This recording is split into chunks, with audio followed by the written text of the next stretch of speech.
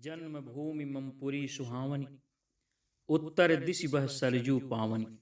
नमस्कार, मैं राजेश कुमार मिश्र आज पुनः आप लोगों के साथ राम कथा के साथ। रामायण का एक प्रसंग, मूर्छित अवस्था में लक्ष्मण रामादल में पड़े होते हैं।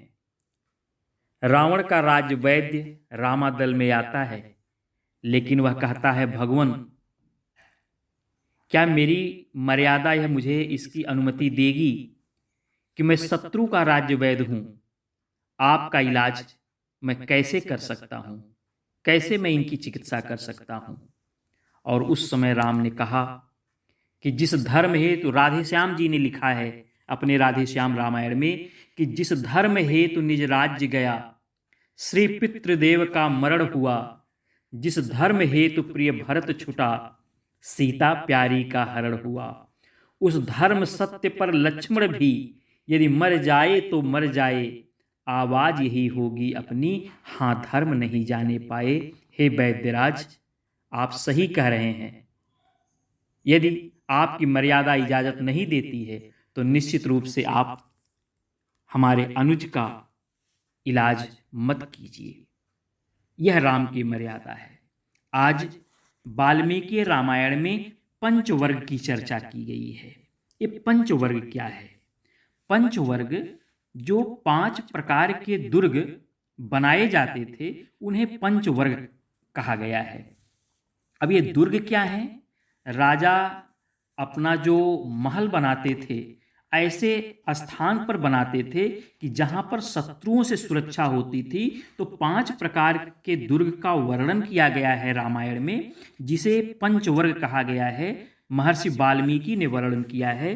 वो दुर्ग क्या हैं वो हम आपको बताएंगे।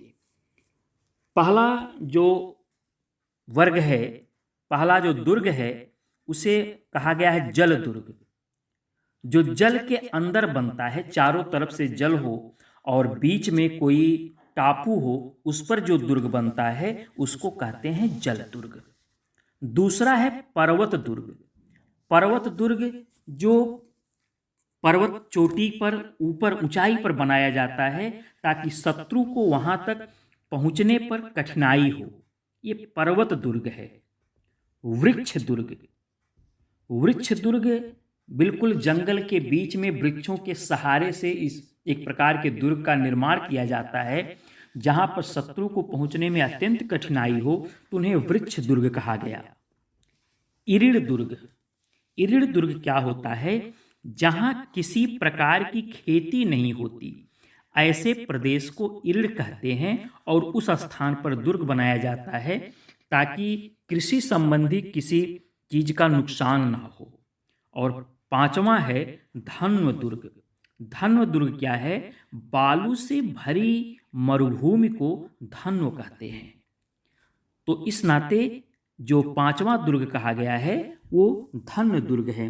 यही 5 प्रकार के दुर्ग जो पंच वर्ग कहलाते हैं। धन्यवाद। पुनः आपसे भेंट होगी कुछ ऐसे ही बातों के साथ। सबके राम, सब में राम। जय श्री राम।